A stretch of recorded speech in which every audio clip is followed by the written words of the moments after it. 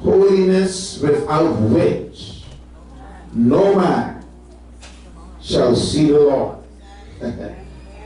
Holiness without which no man.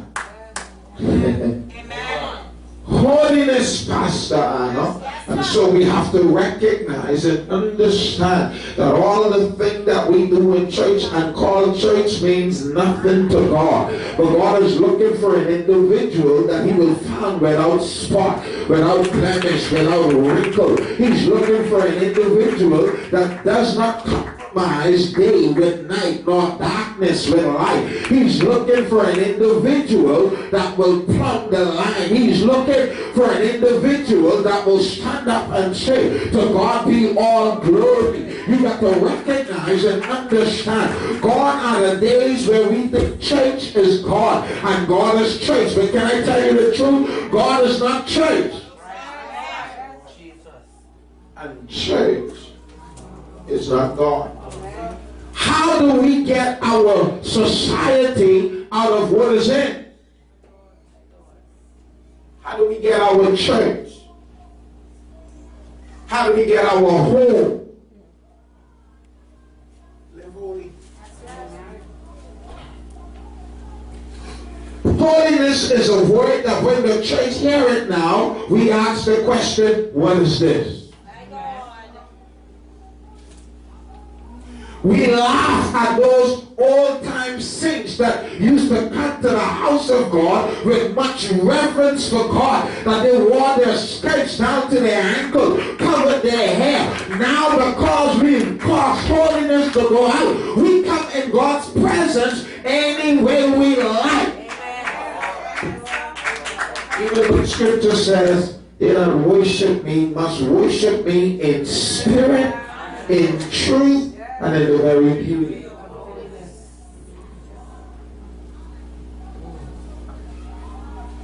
We have pastors selling the word of God, and I'm not talking about just trying to collect money for prophecy. I'm talking about trying to make the word of God to be of none effect. And you think people ain't coming to the house of God because too many people don't know that Williams ain't saved. He just perpetrating a fraud. Scripture says we are compassed about with all kind of weaknesses. But God wants the church. Oh man, please, why won't we just come back? Why won't we just come back? This is our year of promise, but we've already discovered that promise is locked up in righteousness.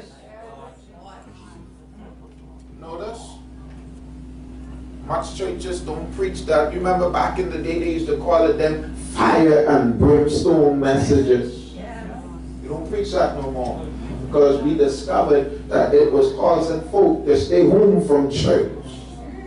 And this 21st century church can't afford folk to stay home from church because we're not going to get $1,000 to help fix up the church no more. So we need everybody to be in church. So if I have to compromise my righteousness to get your $1,000, I'd rather your $1,000 than God.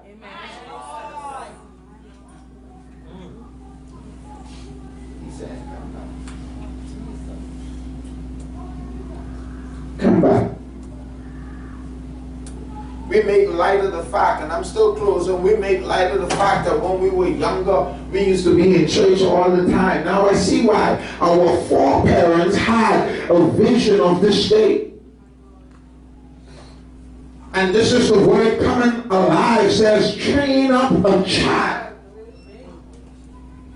So they fed us so much church when we was early. But now that we are later in life, it seems as if church has done us. Williams just finished preaching on Sunday and then the punch on Monday. The church don't have no problem with that. Any long to do what he did.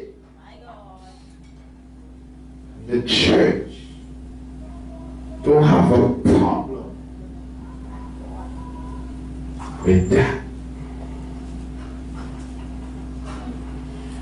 People could turn their backs on God. And we encourage them. Well, you got to do what you got to do. And the church don't have a problem.